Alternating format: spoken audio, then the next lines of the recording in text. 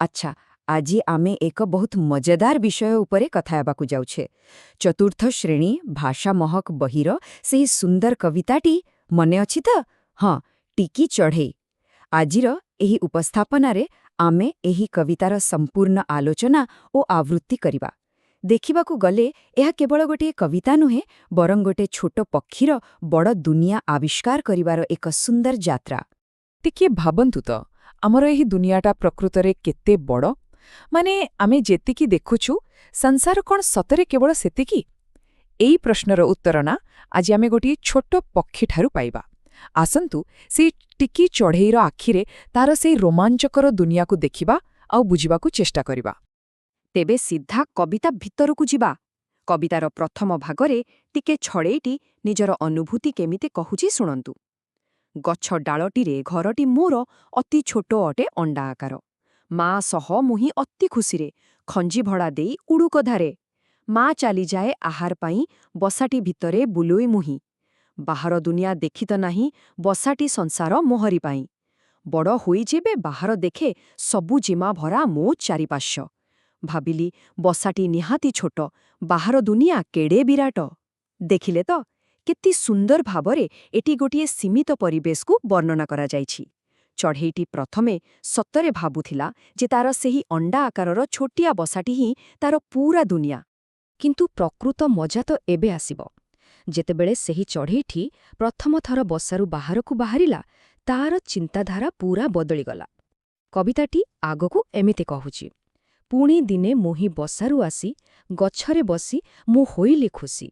ଭାବିଲି ଦୁନିଆ କେଡ଼େ ସୁନ୍ଦର, ଫୁଲ ଫଳେ ହସେ ସାରା ସଂସାର। ନୀଳ ଆକାଶର ବିରାଟ ଦେହ ଦେଖି ମୋ ମନରେ ଆସିଲା ଭୟ। ବିଶାଳ ବିଶ୍ୱର ବିସ୍ମୟ କଥା ଭାବି ବସିଲେ ମୋ ଘୁରୋଇ ମଥା।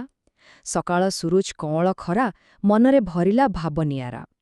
ଟିକି ଚଢ଼େଇ ମୁଁ, ଟିକି ମୋ ଡେଣା, ଉଡ଼େ ମୁଁ ଆକାଶେ ନମାନି ମନା। ବାଃ, କି ଚମତ୍କାର ଲେଖା ନୁହେଁ କି? ସେଇ ନୀଳ ଆକାଶର ବିଶାଳତା ଦେଖି ପ୍ରଥମେ ତା ମନରେ ଟିକିଏ ଡର ନିଶ୍ଚୟ ଆସିଥିଲା। ହେଲେ ସକାଳର ସେହି କଅଁଳ ଖରା ତାକୁ ଖୋଲା ଆକାଶରେ ଉଡ଼ିବା ପାଇଁ ଗୋଟେ ଅପୂର୍ବ ସାହସ ଦେଇଦେଲା। ଠିକ୍ ଅଛି, ଏବେ ଆମେ ଆମର ପ୍ରଥମ ବିଭାଗକୁ ଯିବା। ଆବିଷ୍କାରର ଯାତ୍ରା, ଛୋଟ ବସାରୁ ଖୋଲା ଆକାଶ ପର୍ଯ୍ୟନ୍ତ। ଏହାକୁ ଟିକିଏ ଭଲ ଭାବେ ବୁଝିବା। ଏଇ ଯେଉଁ ବିକାଶର ଯାତ୍ରା ନା, ଏହାକୁ ଆମେ ତିନୋଟି ମୁଖ୍ୟ ପର୍ଯ୍ୟାୟରେ ଦେଖିପାରିବା। ପ୍ରଥମେ ଥିଲା ଗୋଟେ ସୀମିତ ଦୃଷ୍ଟିକୋଣ, ମାନେ ଘରଟି ମୋର ଅତି ଛୋଟ, ଯୋଉଠି ବସାଟେ ହିଁ ତା ପାଇଁ ସବୁକିଛି ଥିଲା। ତାପରେ ଦ୍ୱିତୀୟରେ, ଯେତେବେଳେ ସେ ଟିକିଏ ବଡ଼ ହୋଇ ବାହାରକୁ ଅନେଇଲା, ଗଛର ସେଇ ସବୁଜିମା ଭରା ପରିବେଶ ତାକୁ ବହୁତ ଆକର୍ଷିତ କଲା। ଆଉ ତୃତୀୟ ପର୍ଯ୍ୟାୟ ହେଉଛି ବିଶାଳ ବିଶ୍ୱ ବା ଖୋଲା ଆକାଶ, ଯାହାକୁ ତାକୁ ସମ୍ପୂର୍ଣ୍ଣ ଏକ ନୂଆ ଆଉ ବଡ଼ ଅନୁଭୂତି ଦେଲା। ଏହାକୁ ଆମେ ଆମ ନିଜ ଜୀବନ ସହ ଯୋଡ଼ିପାରିବା। ଠିକ୍ ଯେମିତି ଛୋଟ ପିଲାମାନେ ନିଜ ଘରର ଚାରିକାନ୍ଥରୁ ବାହାରି ପ୍ରଥମେ ସ୍କୁଲକୁ ଯାଆନ୍ତି, ଆଉ ତାବେ ବଡ଼ ସମାଜରେ ମିଶି ନୂଆ ନୂଆ ଜିନିଷ ଶିଖନ୍ତି, ଆମର ଟିକି ଚଢ଼େଇଟି ମଧ୍ୟ ଠିକ୍ ସେମିତି ନିଜର ଦୁନିଆକୁ ଧୀରେ ଧୀରେ ବଢ଼ାଇଛି। ଆଉ ଗୋଟେ କଥା ଲକ୍ଷ୍ୟ କରନ୍ତୁ, ଏହା କେତେ ସୁନ୍ଦର ଭାବରେ ଦର୍ଶାଉଛି ଯେ ନୂଆ ଜିନିଷ ଶିଖିବା ବେଳେ ଆମ ମନର ଅବସ୍ଥା କେମିତି ହୁଏ। କବିତାର ଏଇ ଧାଡ଼ିଟି ଶୁଣନ୍ତୁ। ବିଶାଳ ବିଶ୍ୱର ବିସ୍ମୟ କଥା ଭାବି ବସିଲେ ମୁଁ ଘୁରେଇ ମଥା। ସତ କହିବାକୁ ଗଲେ ଏହା ଏକଦମ ସ୍ୱାଭାବିକ କଥା। ଆମେ ବି ଯେତେବେଳେ କୌଣସି ଅତି ବିରାଟ ବା ପୂରାପୂରି ନୂଆ କଥା ଶୁଣୁ ବା ଦେଖୁ, ପ୍ରଥମେ ଟିକିଏ ଆଶ୍ଚର୍ଯ୍ୟ ଲାଗେ, କିମ୍ବା ମନରେ ହଲକା ଭୟ ବି ଆସିଯାଏ। ଆଉ ଜାଣିଛନ୍ତି, ଏହା ହିଁ ଜ୍ଞାନ ଆହରଣ ପ୍ରକ୍ରିୟାର ଏକ ବହୁତ ଗୁରୁତ୍ୱପୂର୍ଣ୍ଣ ଆଉ ସୁନ୍ଦର ଅଂଶ। ଆଚ୍ଛା, ଏବେ ଆମେ ପହଞ୍ଚିଗଲେ ଆମର ଦ୍ୱିତୀୟ ବିଭାଗରେ। ଆସ, ନୂଆ ଶବ୍ଦ ଜାଣିବା। ଏଇ ଶବ୍ଦଗୁଡ଼ିକ ହିଁ ଆମକୁ କବିତାଟି ଭଲ ଭାବେ ବୁଝିବାରେ ସାହାଯ୍ୟ କରିବ। କବିତାରେ ବ୍ୟବହାର ହୋଇଥିବା କିଛି ଖାସ୍ ଶବ୍ଦ ଉପରେ ଏବେ ଟିକେ ନଜର ପକାଇବା। ପ୍ରଥମେ ହେଲା ସଂସାର, ଯାହାର ଅର୍ଥ ହେଉଛି ଆମର ଏ ବିରାଟ ଦୁନିଆ କିମ୍ବା ଜଗତ। ତାପରେ ଆସିଲା ବିଶାଳ, ମାନେ ବହୁତ ବଡ଼ ବା ବିରାଟ, ଏକଦମ ସେ ଖୋଲା ଆକାଶ ପରି। ଆହାର, ଏଇ ଶବ୍ଦଟି ମନେ ଅଛି ତ, ଯାହା ଟିକେ ଚଢ଼େଇର ମା ଖୋଜିବାକୁ ଯାଉଥିଲା। ଏହାର ସିଧାସଳଖ ଅର୍ଥ ହେଉଛି ଖାଦ୍ୟ। ସେମିତି ସବୁଜିମା ଅର୍ଥାତ୍ ଗଛଲତାର ସେ ସୁନ୍ଦର ସବୁଜ ରଙ୍ଗ। ଆଉ କ'ଣ ହେଲା ସକାଳର ନରମ ଖରା। ବିସ୍ମୟ ଅର୍ଥାତ୍ ଆଶ୍ଚର୍ଯ୍ୟ ହେବା। ଆଉ ଶେଷରେ ନିଆରା, ମାନେ ସମ୍ପୂର୍ଣ୍ଣ ଅଲଗା କିମ୍ବା ସ୍ୱତନ୍ତ୍ର। ଦେଖିଲେ ନା, ଏହି ଶବ୍ଦଗୁଡ଼ିକ କେମିତି ଟିକେ ଚଢ଼େଇର ଅନୁଭୂତିକୁ ଆମ ସାମ୍ନାରେ ପୁରା ଜୀବନ୍ତ କରିଦେଉଛି। ତେବେ ଏବେ ସମୟ ହୋଇଛି ଆମର ତୃତୀୟ ବିଭାଗର ମଜେଦାର ଭାଷା ଅଭ୍ୟାସ।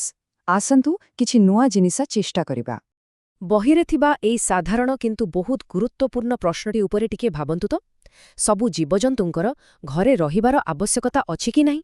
କ'ଣ ଲାଗୁଛି? ନିଶ୍ଚିତ ଭାବରେ ଅଛି। ଠିକ୍ ଯେମିତି ଟିକି ଚଢ଼େଇଙ୍କୁ ସୁରକ୍ଷିତ ରହିବାକୁ ଆଉ ବଡ଼ ହୋଇବାକୁ ଗୋଟିଏ ବସାର ଦରକାର ଥିଲା, ଆମ ସମସ୍ତଙ୍କ ପାଇଁ ମଧ୍ୟ ଆଶ୍ରୟ ଜରୁରୀ। ଖରା, ବର୍ଷା, ଶୀତ କିମ୍ବା ବାହାରର ବିଭିନ୍ନ ବିପଦରୁ ରକ୍ଷା ପାଇବା ପାଇଁ ପ୍ରତ୍ୟେକ ଜୀବଜନ୍ତୁଙ୍କ ପାଇଁ ଘର ନିହାତି ଆବଶ୍ୟକ। ଏହା ଏକ ମୌଳିକ ଦରକାର, ଯାହା ଆମ ସମସ୍ତଙ୍କ ପ୍ରକୃତି ସହ ଏକାଠି ଯୋଡ଼ିଥାଏ। ଏବେ ଗୋଟେ ଛୋଟ କାମ କରିବା।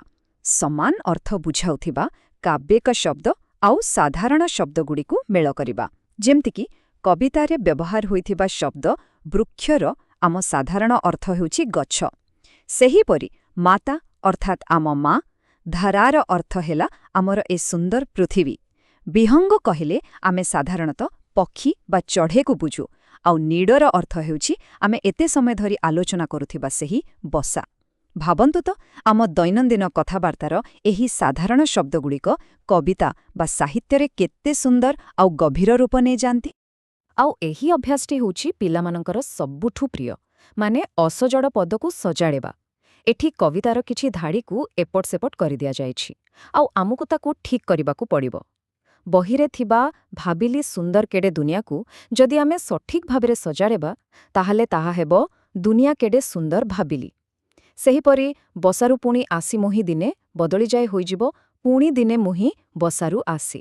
ଆଉ ଶେଷରେ ହସେ ସଂସାର ଫୁଲ ଫଳେ ସାରାକୁ ଠିକ୍ କ୍ରମରେ ରଖିଲେ ଆମେ ପାଇବା ଫୁଲ ଫଳେ ହସେ ସାରା ସଂସାର। ଏମିତି ଠିକ୍ ଜାଗାରେ ଶବ୍ଦ ରଖିଲେ ହିଁ କବିତାର ପ୍ରକୃତ ଛନ୍ଦ ଆଉ ତାର ମୂଳ ଅର୍ଥ ଖୋଲିକି ବାହାରି ଆସେ, ହଁ କି ନାହିଁ? ତେବେ ଆଜିର ଏହି ସମ୍ପୂର୍ଣ୍ଣ ଆଲୋଚନାରୁ ଆମେ ଗୋଟିଏ ବହୁତ ଗୁରୁତ୍ୱପୂର୍ଣ୍ଣ କଥା ଶିଖିଲେ। ଟିକି ଚଢ଼େଇଟି ନିଜର ସେ ଛୋଟିଆ ଡେଣାରେ ବିଶାଳ ଆକାଶରେ ଉଡ଼ିବା ପାଇଁ, ନୂଆ ଦୁନିଆ ଦେଖିବା ପାଇଁ ଶେଷରେ ସାହସ କଲା। ଏବେ ଏହି ଗୋଟିଏ ଚିନ୍ତାଧାରା ସହିତ ମୁଁ ଆଜିର ଏହି ଉପସ୍ଥାପନାକୁ ଶେଷ କରିବି। ଯେତେବେଳେ ଆମେ ସମସ୍ତେ ନୂଆ କଥା ଶିଖିବା ପାଇଁ ଆଉ ନୂଆ ଜିନିଷ ଆବିଷ୍କାର କରିବା ପାଇଁ ନିଜର ଜ୍ଞାନରୂପକ ଡେଣା ମେଲାଇବା, ସେତେବେଳେ ଆମ ଦୁନିଆ ପ୍ରକୃତରେ କେତେ ବିଶାଳ ହୋଇଯିବ ଥରେ ଭାବନ୍ତୁ ତ। ଆମ ସମସ୍ତଙ୍କ ଭିତରେ କିଛି ନୂଆ କରିବାର ଆଉ ଶିଖିବାର ଅସୀମ ସମ୍ଭାବନା ଲୁଚି ରହିଛି। ବାସ୍ କେବଳ ସେହି ଟିକି ଚଢ଼େଇ ପରି ଟିକିଏ ସାହସ କରିବାର ଆବଶ୍ୟକତା ଅଛି। ଆଜି ପାଇଁ ଏତିକି। ଆଶା କରୁଛି ଆମ ସମସ୍ତଙ୍କୁ ଏହି ଯାତ୍ରାଟି ବହୁତ ଭଲ ଲାଗିଥିବ।